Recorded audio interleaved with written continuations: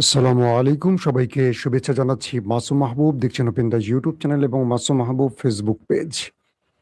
পৃথিবীর যেই প্রান্ত থেকে যারা দেখছেন সবার জন্য শুভকামনা, ভালোবাসা। আমেরিকা এবং ইরানের মধ্যে বড় আকারে খেলা চলছে। এবার ইরান অনেকগুলো মার্কিন স্থাপনাকে ধ্বংসের দাবি করলো। কোথায় কোথায় আক্রমণ করলো, কত সেনা নিহত করলো, সে বিষয়গুলো আপডেট দেব। পাশাপাশি বিশ্বকাপ মঞ্চে মেসিদের কান্নায় হৃদয় ভেঙে গেছে অনেকের, আবার অনেকের সুখে ডুগডুগি বাজছে। মেসিরা হেরে গেল আসলে কার পাপে? কিছু অ্যাজাম্পশন মূলক আপনাদের তথ্য দিতে চাই। সব মিলে আমরা খেলা এবং আমেরিকা ইরানের আপডেটগুলো আপনাদের দিতে চাই। প্রথমেই আমি খেলাধুলার প্রসঙ্গটি থেকে চলে যাব ইরান আমেরিকা প্রসঙ্গে। আপনারা শুনতে এবং দেখতে পাচ্ছেন ক্লিয়ার, আশা করি।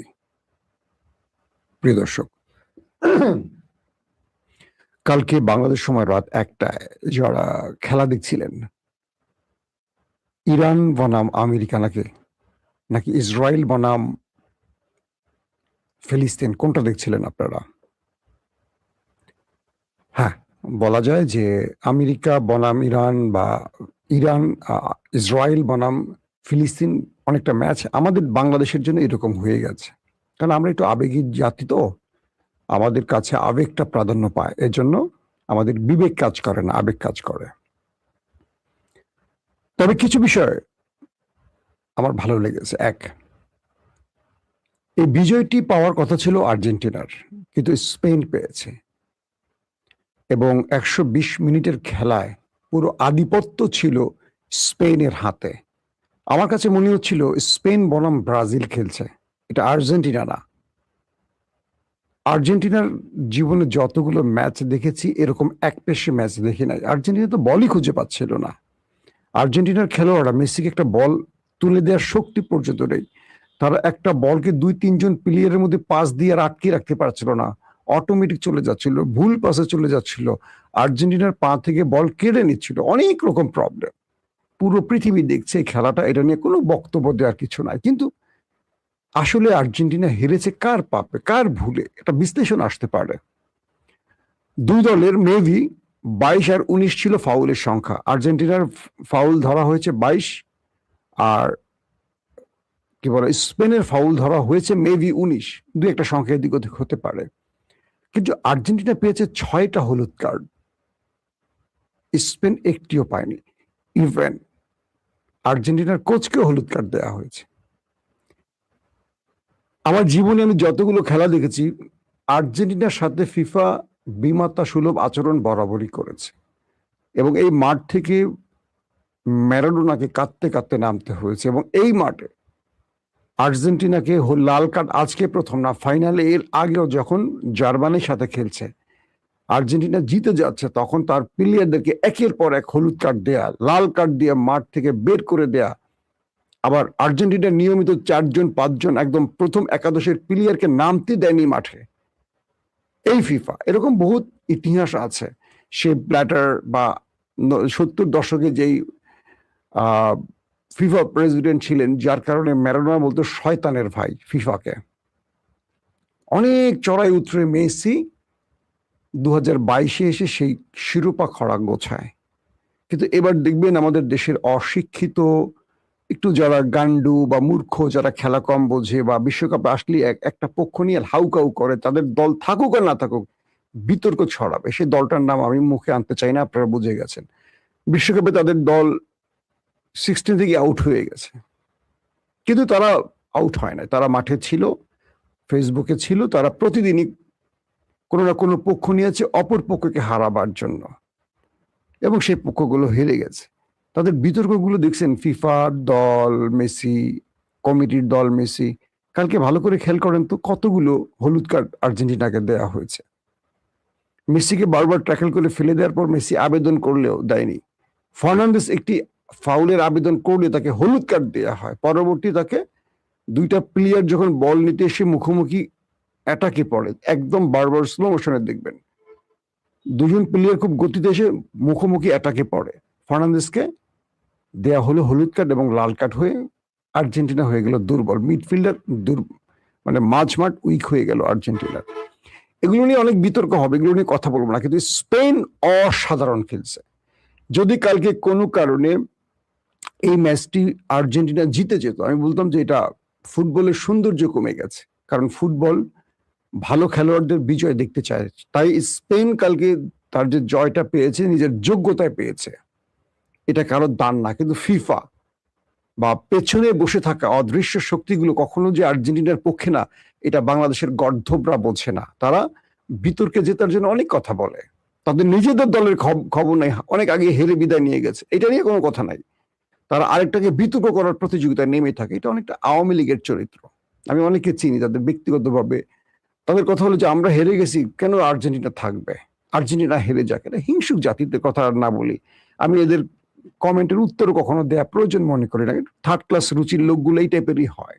কেউ কষ্ট পেলে আমার কিচ্ছু যায় আসে না। আপনি দেখবেন আর্জেন্টিনার সমালোচনা করতে পারে, তারা ফাইনাল পর্যন্ত আছে। তোমরা বাবা কেড়ে, তোমাদের একটার পর একটা বাপ পরিবর্তন করতেছো। তোমার মাকে জিজ্ঞাসা করে বাপ কয়টা তোমাদের? এটা কোনো তুমি খেলা থেকে আউট, তুমি খেলার সৌন্দর্য নিয়ে কথা বলো। তুমি আরেকটা দলকে বিতর্কের জন্য যে গায়ে পড়ে কুতর্ক করছো, পুরো পৃথিবী দেখতেছে না খেলাটা? কালকে যে আর্জেন্টিনার সাথে এতগুলো অবিচার হলো, আর্জেন্টিনা একটা প্রশ্ন তুলেছে, মাথা পেতে চলে গেছে না? কালকে কি আর্জেন্টিনা পারতো না? যদি ফিফার দল হতো, ডি বক্সের মধ্যে একটা লাফ দিয়ে পড়ে একটা ফাউল দাবি করে একটা প্লান্টিক নিতে, অনেক রকম পারতো। এগুলো সাজানো থাকে, অনেক কিছু সাজানো হয়। এগুলি ফিফা করেছে অতীতে। যারা মনে করেন যে ব্রাজিল 5টা বিশ্বকাপ একদম ফ্রেশ ভাবে করেছে, তারা খেলাই দেখেন না জীবনে। বহুত কাহিনী, এগুলো আমরা জানি, শুনি, আমরা দেখেছি, ডকুমেন্টেশন আছে, এগুলো নিয়ে বিতর্ক আছে, সাজা পেয়েছে অনেক রেফারি, অনেক কিছু হয়েছে, বাদ দেয় সেগুলো। আসলে আর্জেন্টিনা হেরেছে কার পাপে? এটা হলো আজকের মূল আলোচনা। আর্জেন্টিনা মূলত হেরেছে ইসরায়েলের পাপে। ফাইনাল খেলা শুরুর আগ দিয়ে আর্জেন্টিনার অ্যাম্বাসেডর তিনি নেতানিয়াহুর সাথে ইসরায়েলে দেখা করলেন।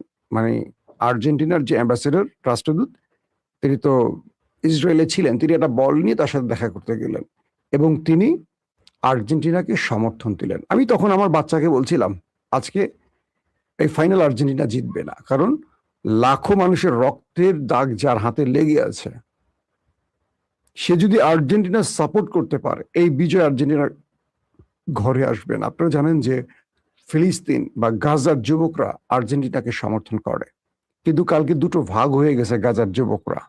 আমি গাজার যতগুলো নিউজ দেখছি ইন্টারন্যাশনাল আউটলেটে, দুটো পক্ষ তৈরি হয়েছে গাজার। একটা, তারা ভালোবাসার জন্য মেসিদেরকে ভালোবাসা দিয়েছে, কারণ মেসি গাজা গিয়েছে, গাজার শিশুদের জন্য মেসি কাজ করেছেন, সেজন্য গাজার একটা ভালোবাসা ছিল মেসির জন্য, বা একটা পৃথিবীব্যাপী সর্বকালের সর্বশ্রেষ্ঠ খেলোয়াড়ের প্রতি সবার ভালোবাসা থাকবে। আরেকটা গ্রুপ মেসির দল ত্যাগ করেছে। কেন ত্যাগ করেছে? কারণ আর্জেন্টিনা ইসরায়েলকে সমর্থন করছে, ইসরায়েল আর্জেন্টিনাকে সমর্থন করছে।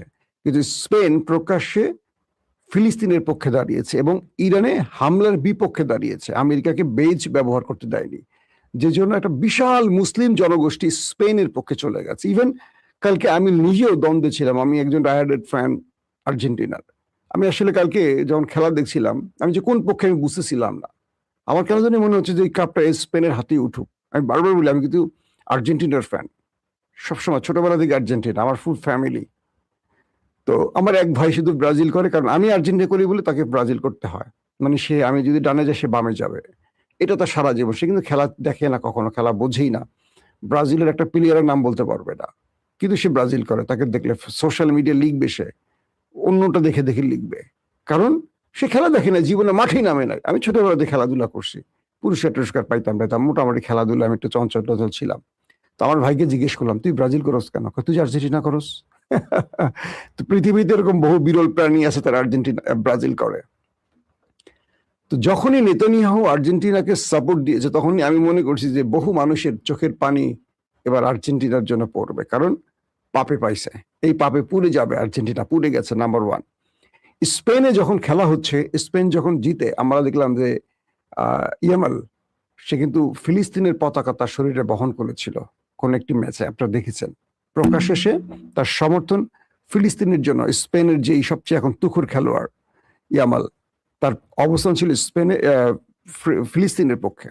পাশাপাশি যখন খেলা হচ্ছিল স্পেনে, তখন অনেকে ফ্রি প্যালেস্টাইন স্লোগান তুলেছে।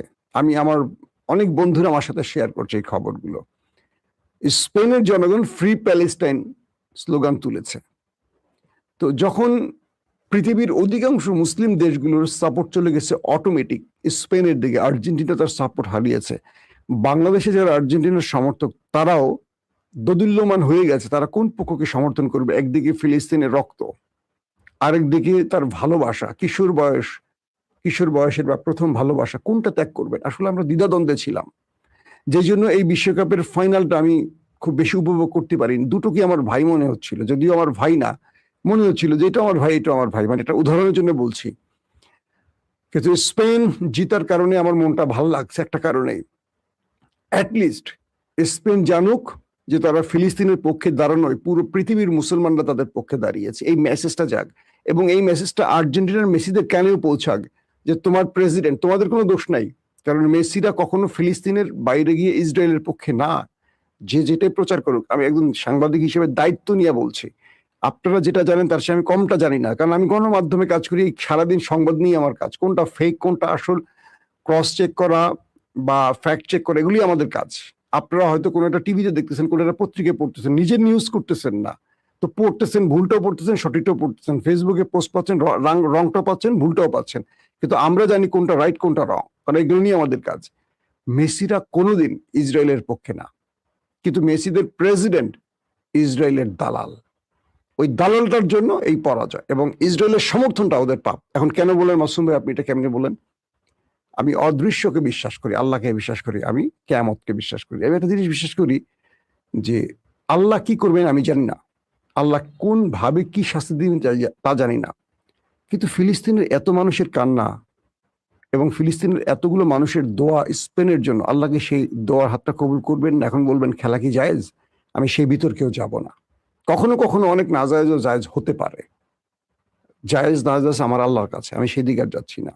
কখনো কখনো দুনিয়ার জমিনে কোনো কোনো বিজয় ইসলামের জন্য খুব প্রয়োজন, কখনো কখনো কোনো কোনো জয় অনেক বড় ইসলামের দাওয়াতে কাজ করতে পারে।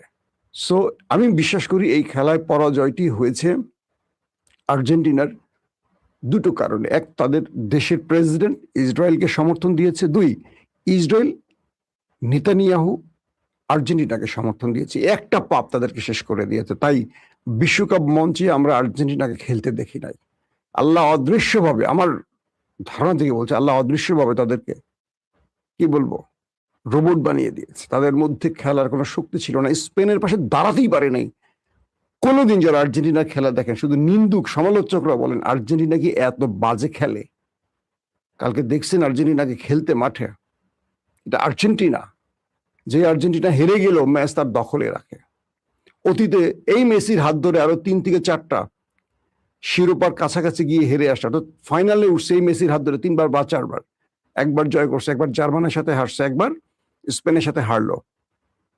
কি তুখোর খেলা খেলেছে, কিন্তু কালকের খেলা কি আপনি আর্জেন্টিনার খেলা দেখছেন? দেখেন নাই। আমার মনে হয় যে ওই যে বললাম, আল্লাহর অলৌকিক শক্তি আর্জেন্টিনাকে আটকে দিয়েছে। আপনার কি মনে হয় জানি না, অবশ্যই কমেন্ট করবেন। আসেন আপনাদের জন্য গুরুত্বপূর্ণ কয়েকটা খবর দেয়। এই খবরগুলো আজকে যেহেতু খেলা নিয়ে বললাম, একটু বড় করে বললাম, কারণ রাতে তো হয়তো আবার আপনাদের সাথে দেখা হবে। ইরান যখন বিশ্বকাপ ফাইনাল চলছে, তখন আমেরিকাকে টার্গেট করে ব্যাপক অ্যাটাক চালিয়েছে। ব্যাপক মানে ব্যাপক। তারা কি করলো, মার্কিন রিফুয়েলিং ট্যাঙ্কার ধ্বংস করে দিল মিসাইল অ্যাটাক চালিয়ে। এই রিফুয়েলিং ট্যাঙ্কারগুলোর মাধ্যমেই তারা তাদের যুদ্ধ বিমানগুলো তেল নিয়ে ইরানে উঠে এসে ইরানে অ্যাটাক করে যায়। সেই রিফুয়েলিং ট্যাঙ্কার উড়িয়ে দিল ইরান, এবং প্রায় ডজনেরও বেশি মার্কিন সেনাকে ওপারে পাঠাবার দাবি করছে স্বয়ং ইরান। তারা বলছে যে কাল রাতের অ্যাটাকে ডজনেরও বেশি মার্কিন সেনা ওপারে চলে গেছে, মানে এটা ইরান দাবি করছে সরাসরি।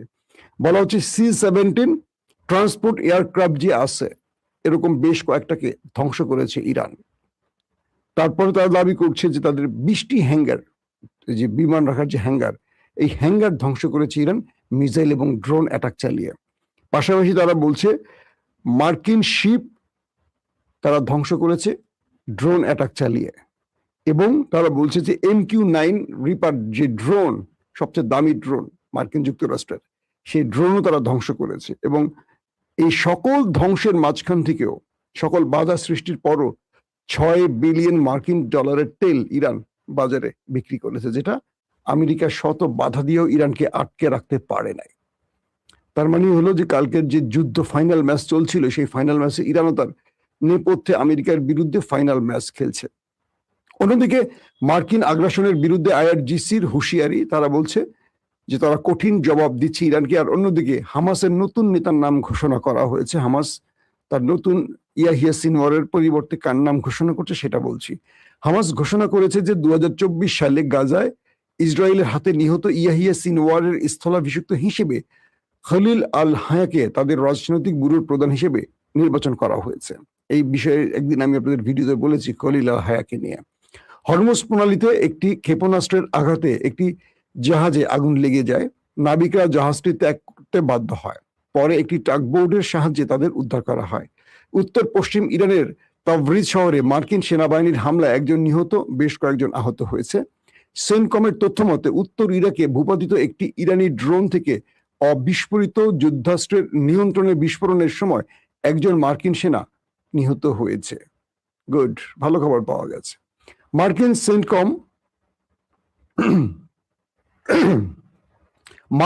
সেন্ট্রাল কমান্ড সেনকম তারা বলছে যে তারা পূর্ব সময় অর্থাৎ সন্ধ্যা 7টা থেকে ইরানের বিরুদ্ধে নতুন করে হামলা শুরু করেছে, যা টানা 9ম রাতের সামরিক অভিযান হিসেবে অভিষিক্ত হয়েছে। যুক্তরাষ্ট্র ভিত্তিক সামাজিক যোগাযোগ মাধ্যম এক্সে বলা হয়েছে সেনকম আজ সন্ধ্যা 7টায় 9ম রাতের মতো ইরানের মধ্যে বড় আকারে আক্রমণ করেছে এবং তারা হরমুজ প্রণালী দিয়ে যাতায়াতকারী বাণিজ্যিক জাহাজ ও বেসামরিক নাবিকদের লক্ষ্যবস্তু করতে ব্যবহৃত ইরানের সামরিক ক্ষমতাকে আবারও দুর্বল করতে এ হামলা চালিয়েছে। এখন মানে হরমুজ প্রণালী হলো যুদ্ধের মূল টার্গেট, বুঝতে পারছেন? এরা হরমুজ প্রণালীটা তাদের কন্ট্রোলে নেওয়ার জন্য ব্যাপক চেষ্টা করছে। তবে কাতার এবং কুয়েতের জন্য খুব আফসোস এ কারণেই যে ইরান কাতার কুয়েতকে ব্যাপক অ্যাটাক করছে এবং এই অ্যাটাকের ফলে কুয়েতের দফায় দফায় আগুন জ্বলছে। তাদের পানি শোধনাগার ধ্বংস, বিদ্যুৎ প্ল্যান্ট ধ্বংস। কাতারের মানুষ একটা বিভীষিকাময় রাত দেখছে এবং ইরান বারবার দুঃখ প্রকাশ করে বলছে যে তোমরা তোমাদের শত্রুকে ঘাঁটি থেকে সরাও, নতুবা তোমাদের এই ভোগান্তি পার করতে হবে। শত্রুরা তোমাদের দেশ ব্যবহার করে ইরানের মধ্যে হামলা করছে, তাই ইরান বাধ্য হয়ে তোমাদের উপর হামলা করছে। কুয়েতে বারবারই সাইরেন বাজছে, বারবারই হামলা হচ্ছে এবং কুয়েতের মধ্যে মার্কিন ঘাঁটি মোটামুটি একেবারে লন্ডভন্ড করে ফেলেছে ইরান। তাদের ভেতরে থাকা মার্কিন সেনারা, অর্থাৎ যে ঘাঁটিগুলো কুয়েতে আছে সেখানে মার্কিন সেনারা এখন রীতিমতো পালিয়ে বেড়াচ্ছে। আর ইরান একটার পর একটা টার্গেটে ঘাঁটির ভেতরে গুরুত্বপূর্ণ সামরিক স্থাপনাগুলোকে ধ্বংস করছে। বাহরাইন এবং জর্দানের অবস্থা একই চলছে। তো ইরানের এই রাতের অভিযানটি সত্যিকার অর্থে এক বাক্যে বলতে পারি বিশ্বকাপের ফাইনালের মতো ইরান একটি ফাইনাল ম্যাচ খেলেছে। বিদায় নিচ্ছি। আজ রাতে ইনশাআল্লাহ আবারও হাজির হব আপনাদের সামনে। সে পর্যন্ত প্রত্যেকে ভালো থাকবেন। আল্লাহ হাফিজ।